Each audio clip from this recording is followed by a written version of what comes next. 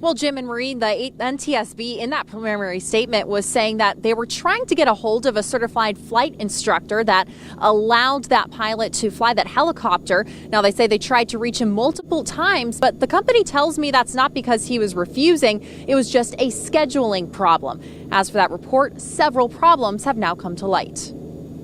Aerials and photos show the devastating debris from the helicopter crash claiming the lives of pilot Scott Soquette and passenger Howard Jamison.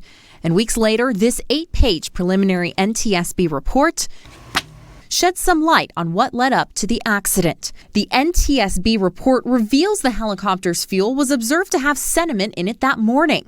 The report says a student pilot noticed the problem and his instructor asked him if he wanted to cancel his afternoon flight.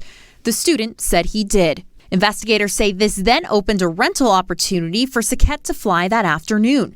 The report says a mechanic told investigators while he was aware of the problem, he did not have an opportunity to flush out the fuel tanks. Instead, the flight instructor sumped the fuel tank and said the helicopter was ready to fly. Pilot and expert Robert Katz says these actions are not standard procedure. Simply draining fuel by itself is not sufficient, in my opinion, to consider the aircraft to be safe to operate. Katz says it's a mechanic's job to address a fuel problem, not a flight instructor. Based on some of the details that are provided about his actions and how it relates to this incident, I think he's got a lot of explaining to do. The NTSB report suggests there was a machinery issue at play, too. These photos from the investigation show the helicopter's gauges, including this magnet that might have been loose, feeding the pilot bad data.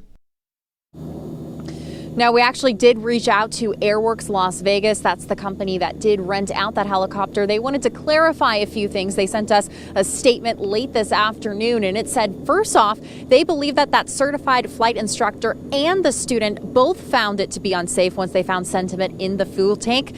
Then they decided to cancel their flights, a joint decision. Second, they wrote this right here, the statement.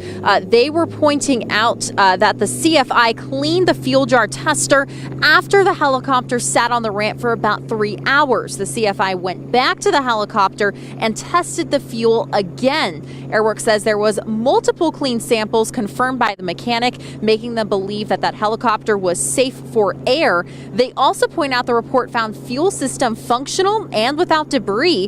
They dispute Kat's claim that this deviates from any proper procedure.